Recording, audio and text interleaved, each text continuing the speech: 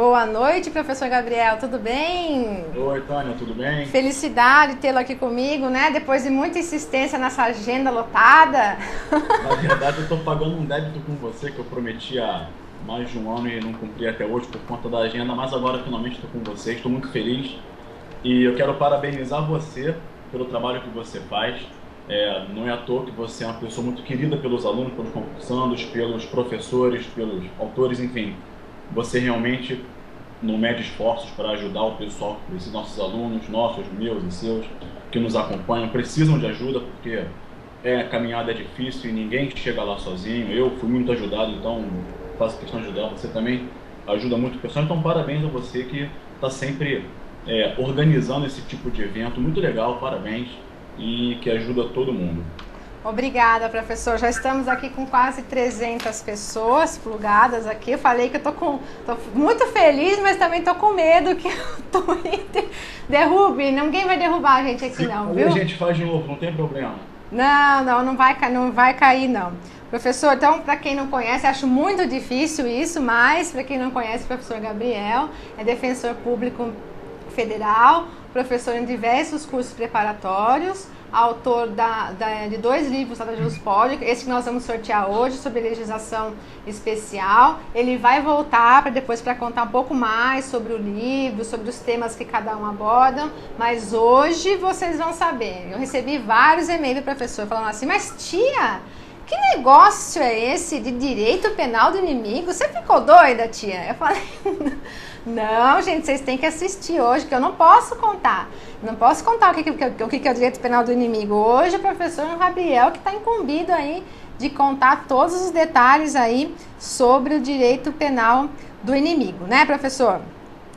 Pois é, isso aí. Inicialmente o tema é um tema difícil.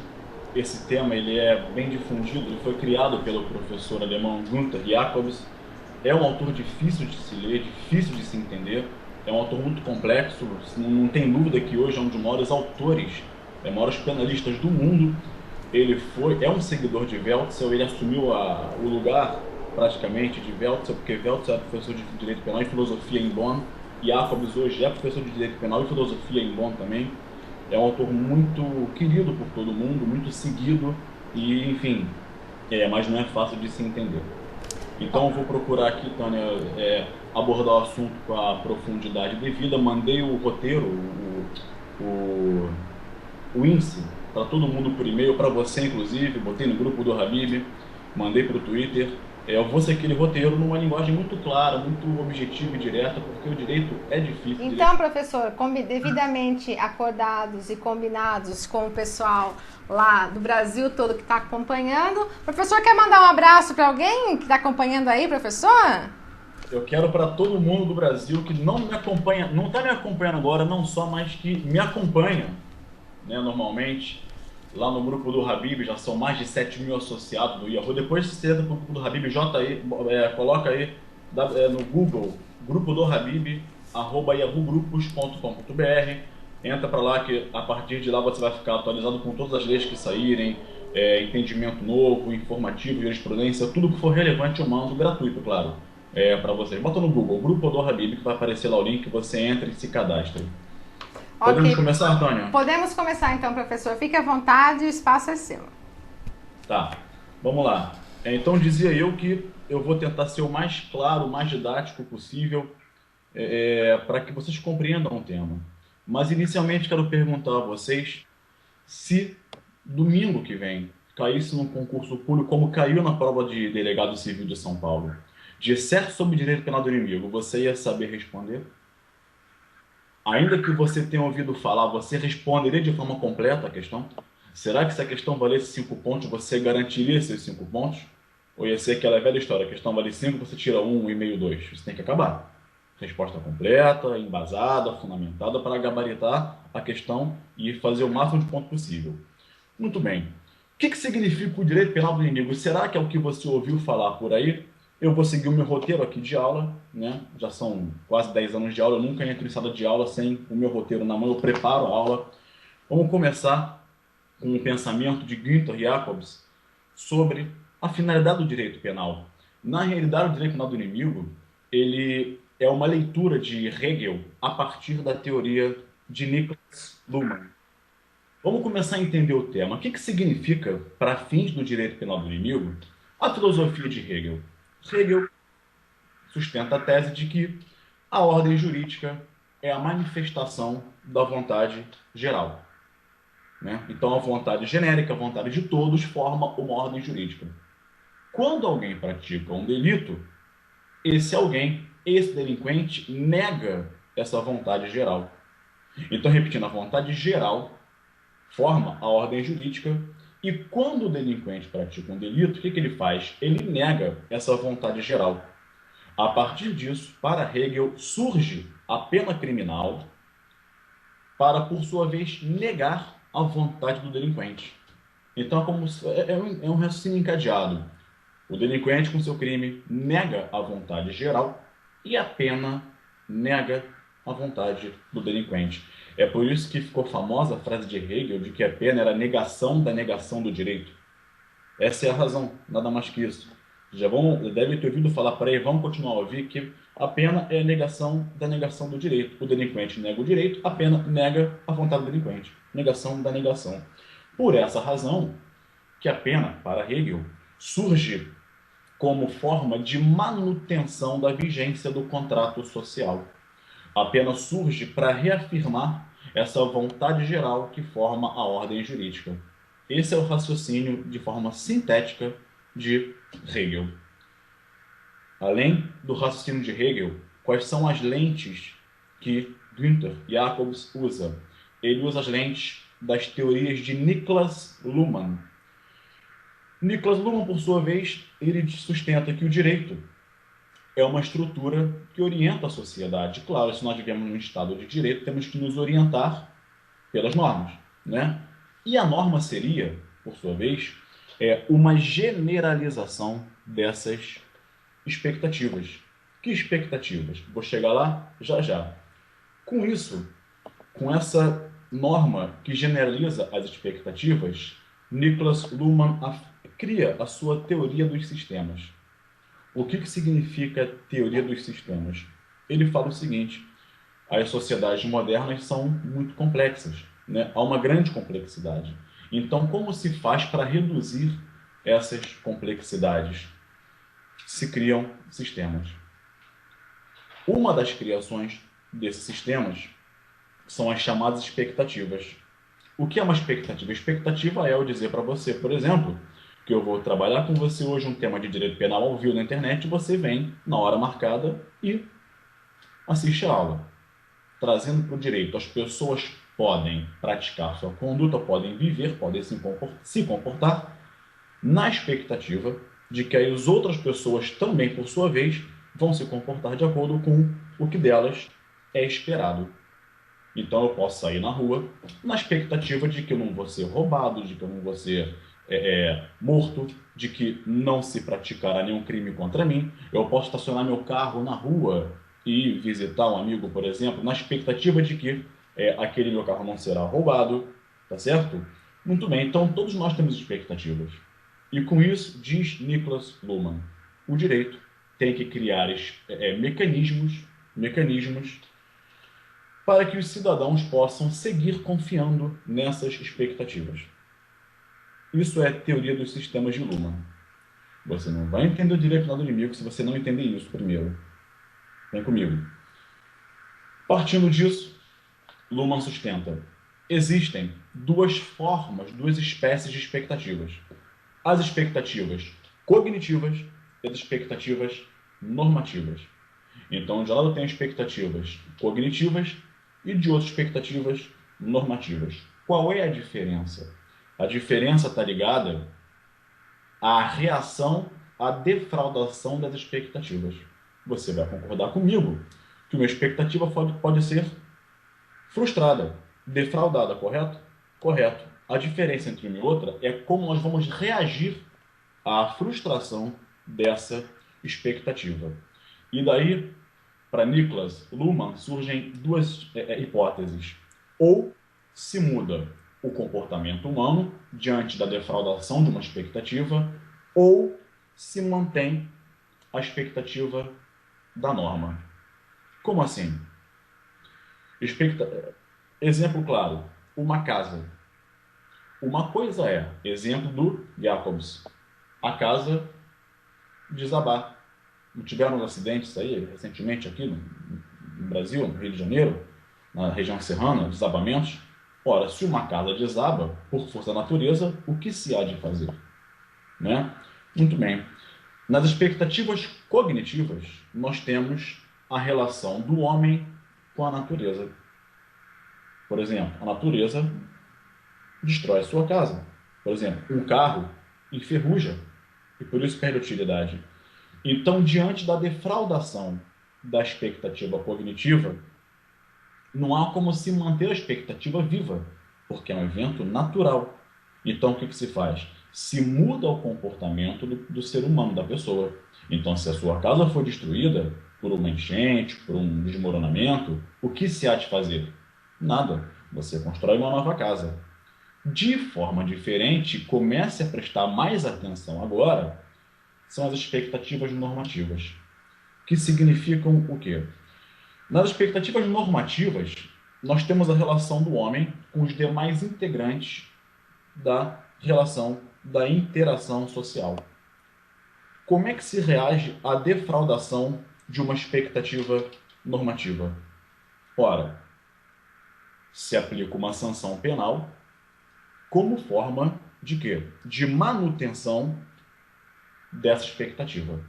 Então, quando alguém pratica um delito, se aplica uma sanção penal para demonstrar a todo mundo daquela sociedade que eles podem seguir suas vidas normalmente, confiando na expectativa de que não mais haverá prática de crimes. Então o Estado mostra o quê para os cidadãos? Que apesar de aquela expectativa ter sido defraudada, todos os cidadãos podem seguir confiando normalmente de que aquilo não acontecerá. A isso se chama expectativa contrafática. Olha a questão de prova, disserte sobre as expectativas contrafáticas. É exatamente isso. O Estado, através da sanção, demonstrar a todos os cidadãos que eles podem seguir na sua vida normal na expectativa de que não mais serão praticados crimes. Então surge a sanção penal como manutenção de quê? Como manutenção do modelo de contrato, do contrato social. Tá certo? A partir daí, Jacobs começa o seu pensamento. Qual é a tese dele acerca da teoria da pena? Entenda bem isso. Para ele, temos que trabalhar com a teoria da prevenção geral positiva. Jacobs não trata de pena como retribuição, teoria absoluta, o mal pelo mal, nada disso. Ele trata a pena como a única função de prevenção geral positiva, dizendo: o que o direito penal protege não é um bem jurídico, não é. Ele protege as expectativas normativas. Olha o raciocínio sim encaixando para provar para você que a base do Jacobs é a teoria de Niklas Luhmann. O direito penal protege as expectativas para a constituição da sociedade. Então, para o Jacobs, e isso fica muito claro nos livros dele, o bem jurídico que se quer proteger não é um dano potencial à sua vida, um dano potencial ao seu patrimônio, não é um dano potencial à sua honra, não, nada disso. Para o Jacobs, o bem jurídico é a vigência da norma. Então, o direito penal, ele se preocupa com a manutenção da vigência da norma. Isso é, se eu pratico um crime, ele não se importa com lesão ao bem jurídico, vida, patrimônio e honra. Se eu pratico um crime, eu estou violando a vigência da norma. A norma diz: você não pode matar, é proibido matar quando eu pratico um crime. Eu estou violando, na verdade, a vigência da norma. Ele fala uma morte. Uma morte por doença é uma perda. É uma perda de um ser humano. Agora, uma morte por assassinato é uma lesão à vigência da norma. Então, qual é o mandato normativo na visão de Günther Jacobs não é não viole um bem. Na visão dele, o mandato normativo é não viole o seu papel de cidadão fiel ao direito. Não viole a vigência da norma. E o Jacobs tem um exemplo muito sedutor. Olha o que ele fala. Ele fala assim, quer ver como, quando se pratica um crime, não se viola um bem, mas sim a vigência da norma? Imagina uma tentativa incruenta, tentativa branca, que é aquela em que o objeto jurídico do crime não é atingido. Isso é, o objeto jurídico do crime não é atingido. É aquele velho exemplo, eu desfiro 5 tiros em você e erro os 5 tiros. Eu vou ser punido por tentativa? É claro que eu vou. Aí vem o Jacobs e fala, tá vendo? Tá vendo? O Gabriel vai ser punido e sequer houve lesão ao corpo humano dele, à vida dele ou à integridade física dele. Estão vendo como o direito penal protege a vigência da norma e não o bem jurídico vida? É para você pensar, vai pensando sobre isso. Ele é um autor muito bom. Muito bem. E o que fala o Jacobs? O crime, então, surge. Olha como ele agora encaixa muito bem a teoria dele na visão de Hegel, na visão de Niklas Luhmann. Ele fala, se o direito penal tem por função proteger a vigência da norma e quando se pratica um crime se viola a vigência da norma e não o bem jurídico, ele fala, o crime é a negação da vigência da norma. E a pena é a negação da vigência da norma. Quer dizer, o que vai ao encontro das ideias de Hegel. Vou repetir. Crime é a negação da vigência da norma. E a pena é a negação da vigência, isto é, aparece a pena criminal restabelecendo a vigência normativa. Essa é a teoria de Jacobs para você começar a compreender. Muito bem. Agora vamos ao item 2 do índice, que é o direito penal do inimigo, alguns esboços filosóficos, as bases contratualistas. É agora que você vai começar a perceber como é que deve ser o tratamento do inimigo. Eu vou dizer quem, Gabriel, quem é o inimigo? Eu vou dizer já já. Não é esse cara que fez o sinal da Tânia cair aí com a explosão, não. É outra pessoa. Você vai entender já já, mas entenda isso, por favor, nesse momento. Vem comigo. Quais são os argumentos contratualistas? Baseados em Rousseau, em Fichte, em Hobbes e Kant. O delinquente que infringe o contrato social não pode ser beneficiado com os benefícios daquele contrato social. Como assim? Rousseau, na sua obra, dizia: o malfeitor que ataque o direito social deixa de ser membro do Estado.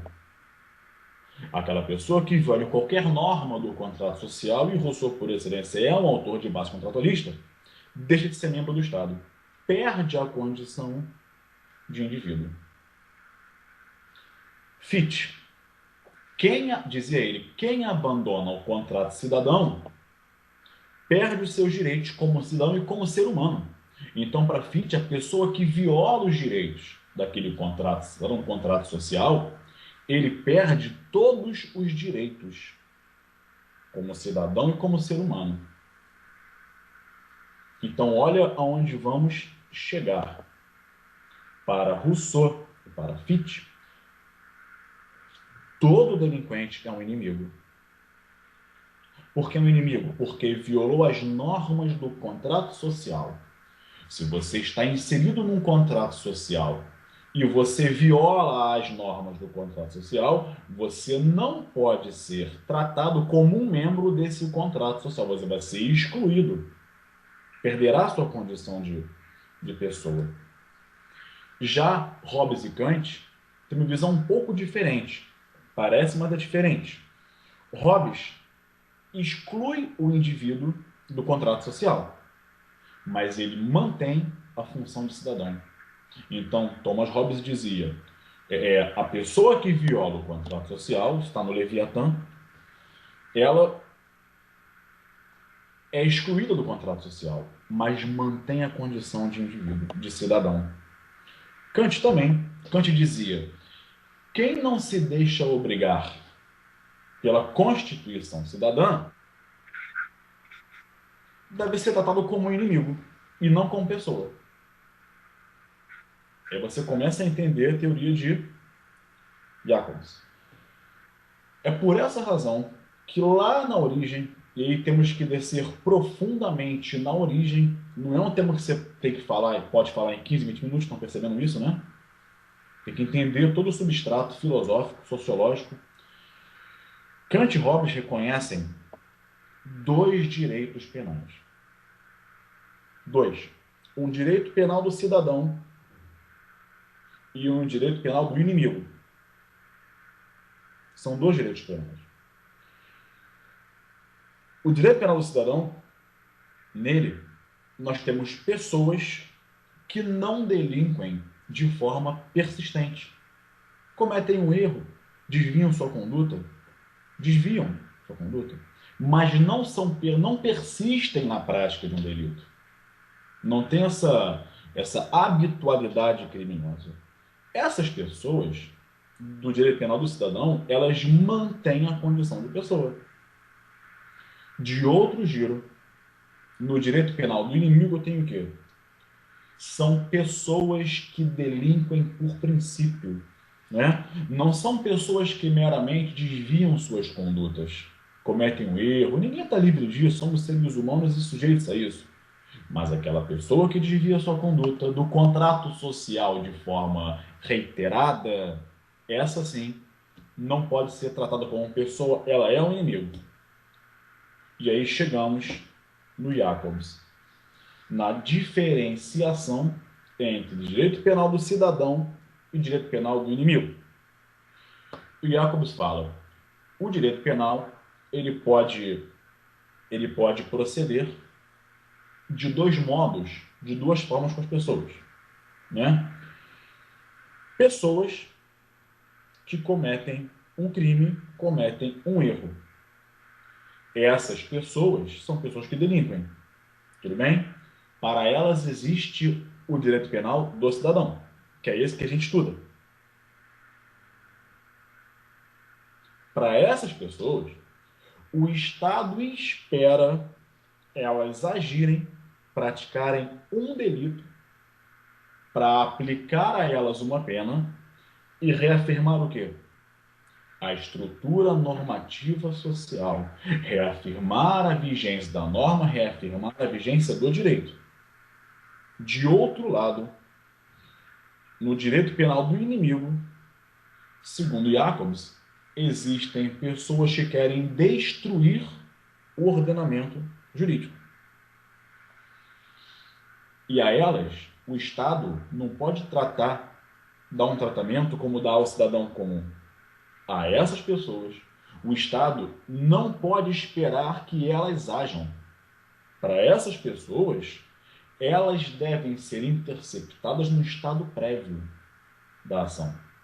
Então, recapitulando, no direito penal do cidadão, se espera o cidadão agir para aplicar uma sanção a ele. No direito penal do inimigo, não. No direito penal do inimigo, não se espera que ele pratique um crime para agir. Não. Ele deve ser interceptado no momento prévio. Isso é, guardem essa frase, o inimigo tem que ser neutralizado. A ideia é neutralizar o inimigo para evitar que ele pratique os crimes com habitualidade, profissionalismo, né? E por que isso? Jacobs diz: quem não presta uma segurança cognitiva mínima de que vai se adequar às normas sociais, não pode ser tratado como pessoa. Essa é a tese do Jacobs. Isso é, então eu não quero prevenir nada, eu quero neutralizar o inimigo para que ele não destrua a ordem jurídica. Então, para o direito penal do cidadão, se quer reafirmar a vigência da norma. Por direito penal do inimigo, se quer evitar danos futuros. Como é que se evita? Neutralizando o inimigo. Essa é a ideia de Günther Jacobs, da neutralização. E o Jacobs vai além. Ele sustenta a exclusão do inimigo. Ele sustenta que o inimigo deve ser excluído da sociedade e reconhece no inimigo a função de não pessoa. Vou chegar lá já já. Mas para o Jacobs, o inimigo não é uma pessoa. É um indivíduo, mas não uma pessoa. Qual a diferença, Gabriel? Diz ele. O indivíduo, o ser humano, é um resultado de um processo natural. Normal, você nasce, adquire a personalidade jurídica, normal. Agora, a pessoa é diferente. A pessoa é um produto social. Ela é uma unidade ideal de direitos e deveres. Repetindo, o ser humano resulta de um processo natural. A pessoa não. É um produto da sociedade. É um produto social. Isso é uma unidade ideal de direitos e deveres. A pessoa é o destino das expectativas normativas. Lembra Niklas Luhmann? Então, mais do que o ser humano, a pessoa é o destinatário das expectativas normativas, correspondentes a papéis. Daí a tão falada, mas não explicada, teoria dos papéis de Jacobs.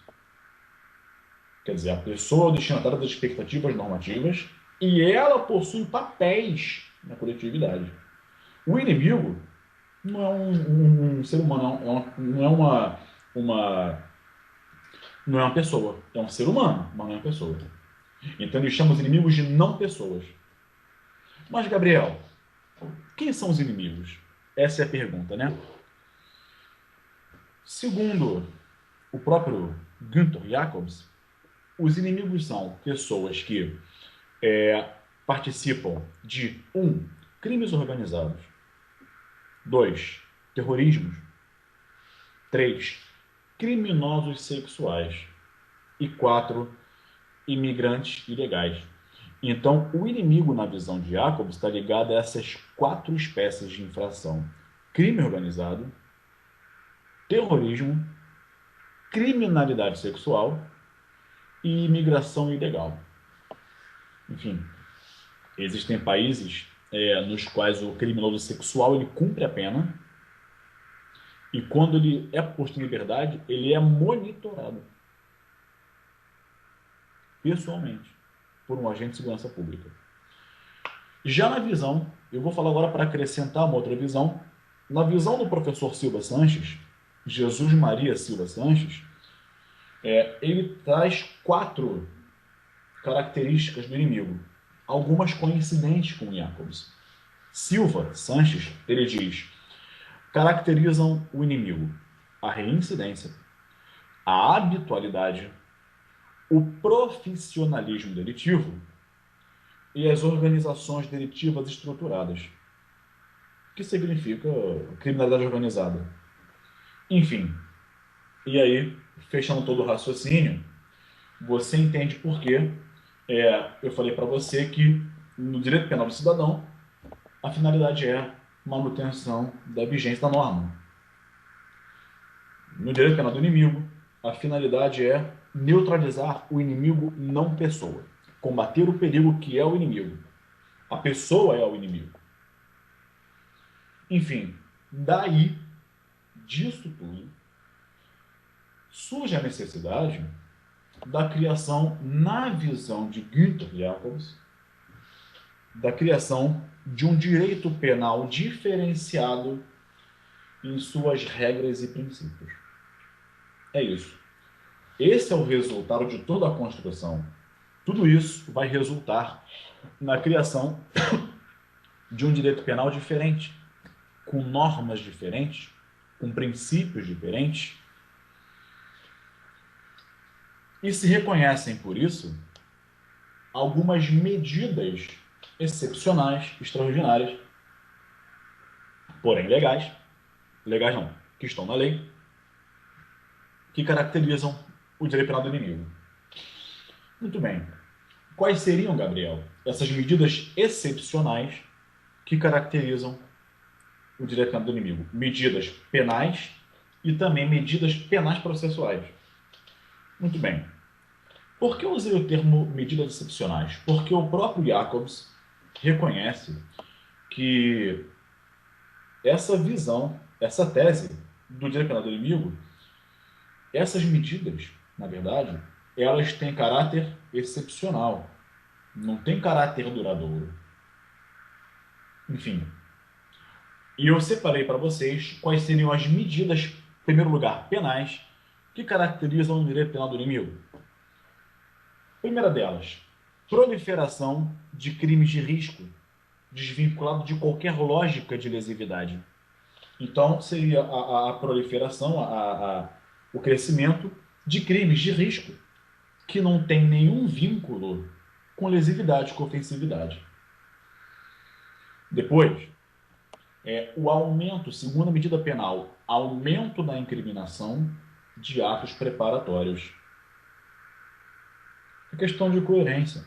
Lembra que eu te falei há 10 minutos atrás, que o Jacobs sustenta, que o direito penal do inimigo tem que neutralizar o inimigo, intervir num estado prévio à lesão, não espera o inimigo agir.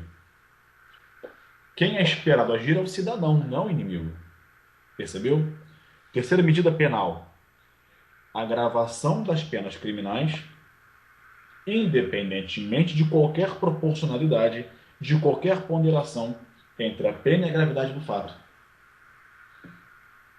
Isso é comum no Brasil. Depois, desproporcionalidade das penas. Desproporcionalidade das penas. Depois, numerosas leis, olha que interessante isso, a gente nem se dá conta, né? Numerosas leis que se denominam lei de luta ou lei de combate ao crime organizado, né? Se você reparar, o que se fala? Não é lei de crime organizado. A lei não organiza o crime. Quem é o chefe, quem é o subordinado, onde é que se praticam os crimes, nada disso. Claro que é uma brincadeira, mas nada disso. Né? Nada disso. Lei de combate ao crime organizado, lei de combate ao terrorismo, lei de combate a drogas. Então, tudo isso, essas 5 medidas caracterizam de forma as medidas penais que vão denotar o direito penal do inimigo. E agora, quais são as medidas penais processuais que também, por sua vez, caracterizam o direito penal do inimigo? Primeira delas, restrição de garantias e direitos processuais aos imputados. A todo momento a gente vê uma lei no Brasil que quer cercear a defesa, quer que o réu fale cada vez menos no processo, enfim. Então, todas as restrições de garantias e direitos processuais simbolizam, denotam, caracterizam, portanto, um direito penal do inimigo. Depois, alargamento dos prazos da prisão preventiva. Também é. Depois, terceira medida processual penal, ampliação dos prazos de prisão, de detenção policial para fins investigatórios. Isso te lembra alguma coisa? Pode pensar, não tem pressa, eu espero. Vou repetir. Aumento das prisões policiais para fins investigatórios. Isso te lembra, por exemplo... O barulho foi aqui, Tânia, que eu recebi um torpedo do meu amigo Zé Mauro. Um abraço para ele que está me assistindo. Tá vendo? Por isso que eu não brigo com meus alunos na aula quando o celular toca. Porque um dia o meu toca e eu esqueço de desligar. Eu achei que era aqui, viu, professor Barulho? Não, foi aqui. Foi aí? Ah, é professor André Mauro? É o André Mauro, você conhece ele? Ele tá aqui falando, eu já deixei ele marcado aqui para aproveitar para mandar um beijo para ele. Ele tá aqui acompanhando. Tá acompanhando também o professor Bruno Zampier, professora Patrícia, professor Eduardo Frias, professor Juarez. Olha, o negócio tá concorrido, viu? Um beijo para todo mundo, um abraço, Bruno Zampier, meu amigo. Ah, já sabe o que ele falou? A Patrícia vai estar aí também. Isso. Novaes também, Rodrigo Belo. Tá todo mundo acompanhando aqui você. E o Bruno falou que é para deixar bem claro para todos que estão ouvindo que o professor Gabriel Habib é exclusividade do curso Supremo e do curso Fora o Rio. Só que, professor Bruno, depois dessa Twitchcam vai ser bem difícil. A exclusividade vai custar bem mais caro, viu? Fique atento. Professor, vamos lá então. Seguindo então, gente. Um beijo, um abraço para todo mundo aí. Então, falava eu, terceira medida processual. Alargamento da prisão policial para fins investigatórios. O que é isso? Você lembrou do aumento da prisão temporária na lei de crimes hediondos? Lembrou? É isso. Né? Então, a prisão temporária teve o prazo alargado para os 30 dias pela lei de crimes hediondos. É medida, é isso. Olha aí, a positivação das ideias de Jacobs na lei brasileira. Depois, previsão de crimes sem nenhum motivo. Olha, se eu for dar um exemplo a cada medida, não vai acabar hoje essa Twitchcam. Eu não quero acabar, mas vocês têm que dormir. Depois, inversão do ônus da prova. No que toca em inversão do ônus da prova, o Tânia, todo mundo, há uma questão muito interessante hoje, muito debatida em países europeus, que é do alargamento de bens, né? A perda alargada de bens. Enfim, tese para outra Twitchcam, mais processual, mas enfim, eu posso falar sobre isso. Quer dizer, há uma tendência em países europeus de se inverter o ônus da prova. Quer dizer, a acusação, ao deduzir a denúncia, a acusação, enfim, que seja, contra o arguido, contra o réu, ela estabelece lá um nexo, uma vinculação mínima, e o réu que tem que provar que a origem dos bens é lícita. Isso é, se porventura o arguido ou o réu não conseguir provar que a origem é lícita, se presume que a origem é ilícita, né? Tem uma lei sendo discutida no Congresso português sobre isso. Hoje, 10 de fevereiro. Enfim, 9 de fevereiro. Enfim, então é uma medida. O que mais? Próxima medida processual, generalização de métodos de investigação e de provas excepcionais, como escutas telefônicas, agentes provocadores, agentes infiltrados, não é? Permissão de buscas domiciliares noturnas, a Convenção de Palermo, que é a Convenção das Nações Unidas contra o Crime Organizado Transnacional, está lá artigo 20, se a minha memória não me trai agora, o agente infiltrado. Então, é uma obrigação internacional do agente infiltrado, e a lei brasileira positivou. A lei de crime organizado no Brasil, ela positivou o agente infiltrado na lei de 2001. Se não me engano, a lei 10.217 de 2001. Enfim, esses métodos investigatórios, com medidas excepcionais, eles inauguram hoje um tema interessantíssimo, que pode ser um tema também para outra Twitchcam, do chamado novo paradigma metodológico de investigação criminal. Há um autor português chamado José Braz, que tem um livro muito bom, presenteei o Bruno Zampier com esse livro no Natal, dei de presente para ele.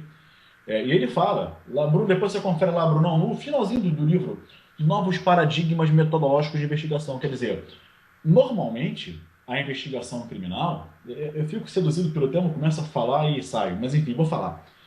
A investigação criminal, ela serve para recompor um fato futuro, quer dizer, passado. Né? Se pratica um crime e a polícia judiciária vai investigar para reunir elementos probatórios para saber como foi aquele crime.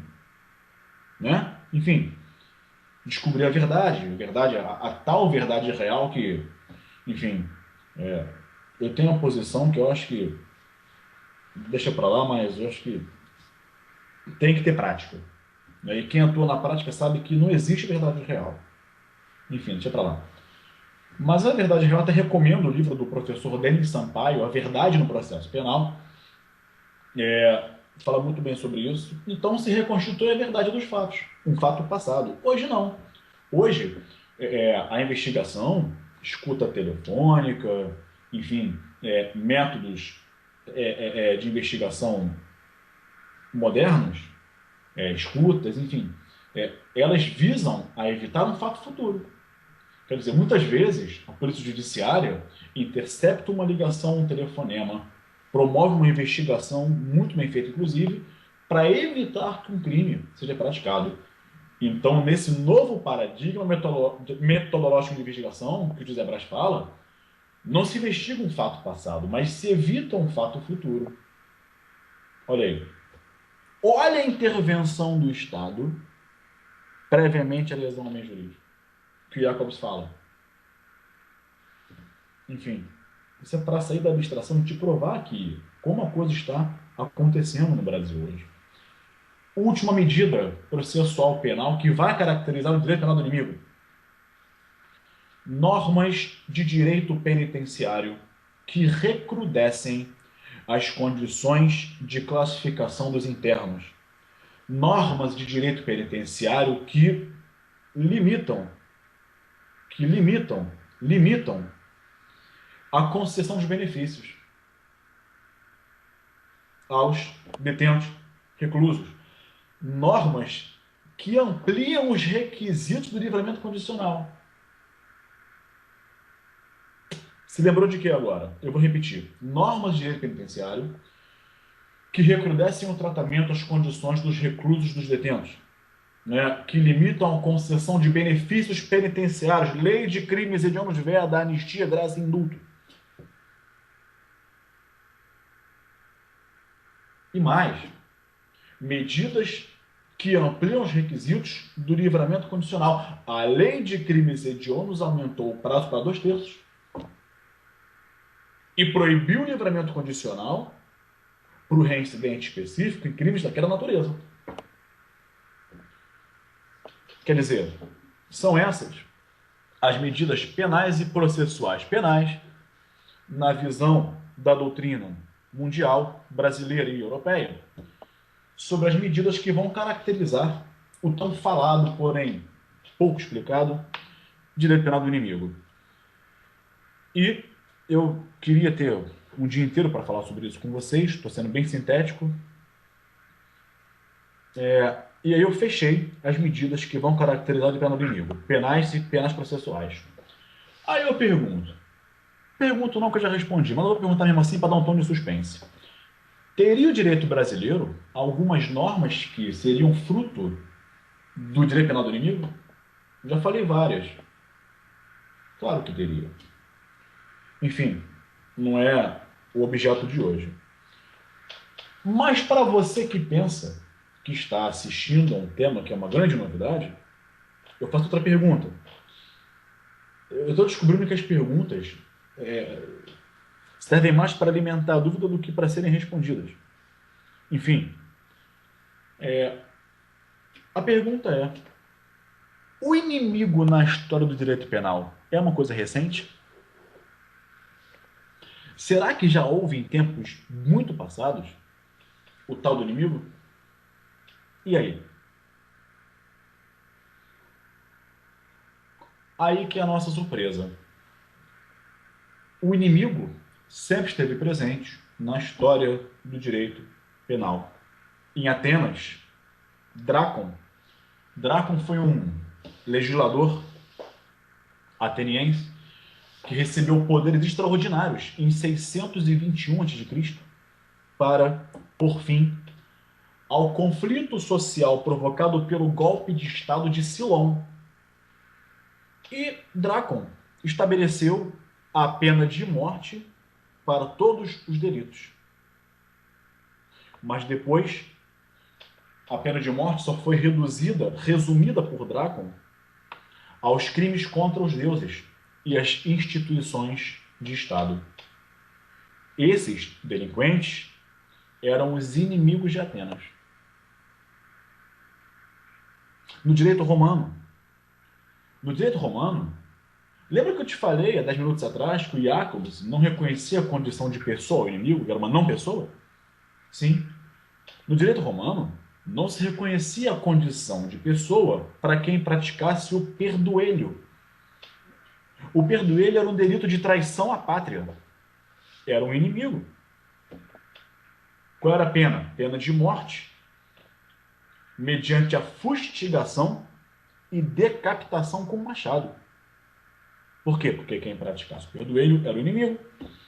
Direito penal medieval também é uma hipótese de fatos passados. Ordenações portuguesas, afoncinas, manuelinas e filipinas. Elas tinham livros pertinentes aos delitos como inimigos, praticados por inimigos. Os delitos praticados por inimigos, pelos inimigos nas ordenações afoncinas, manuelinas e filipinas, eram punidos com pena de morte. Vive combustão precedido de torturas. Quem eram os inimigos?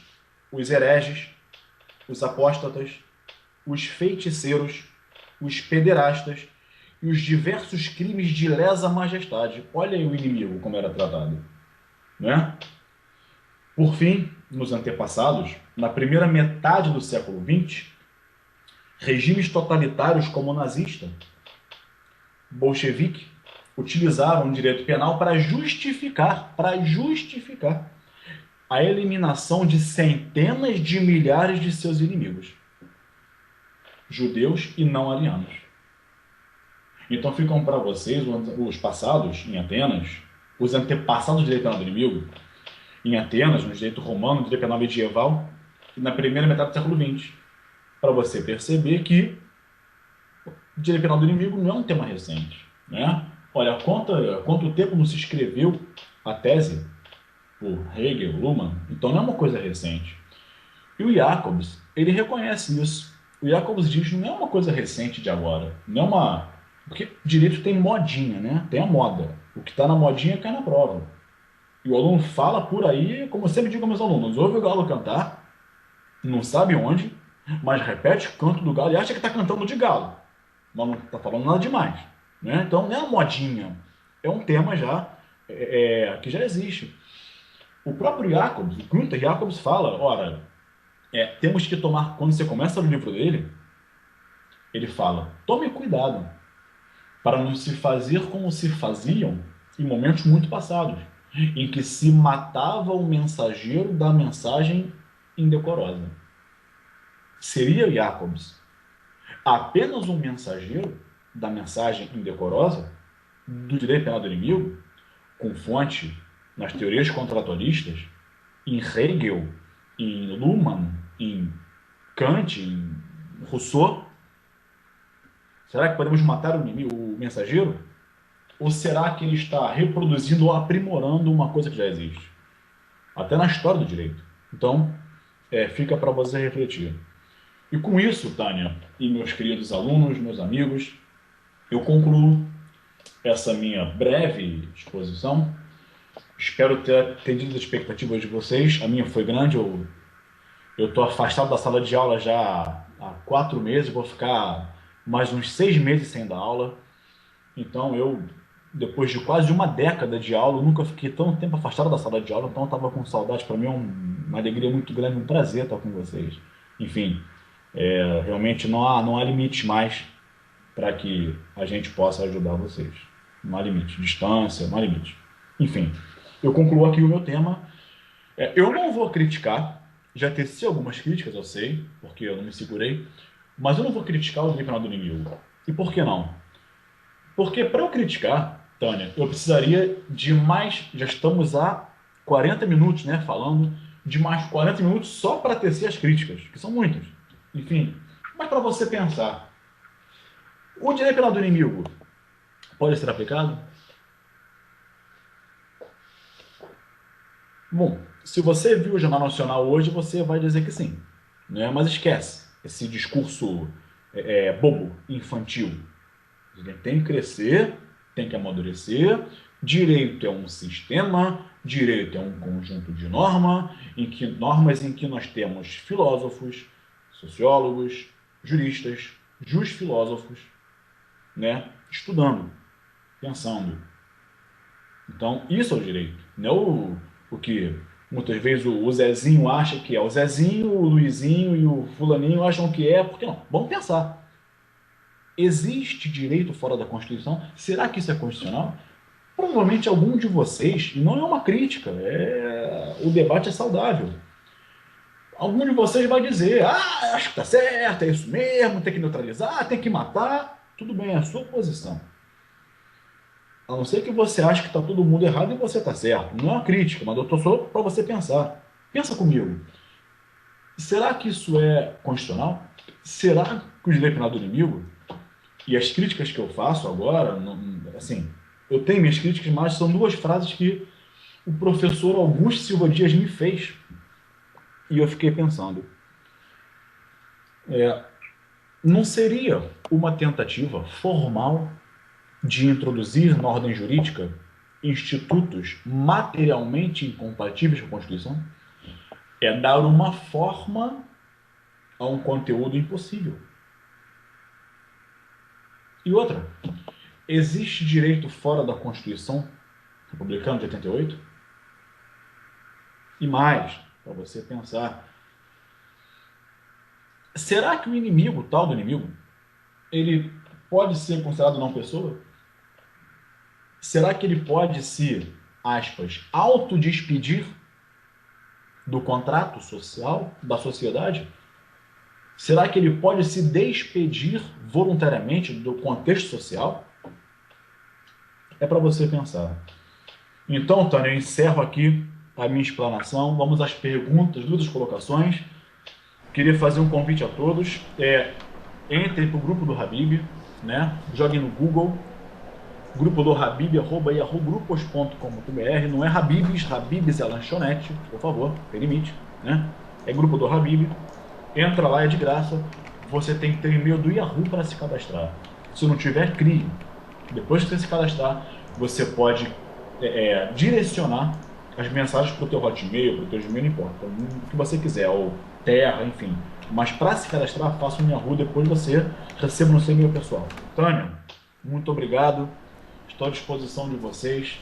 Um abraço para todo mundo e estou aqui para que vocês mandem as perguntas.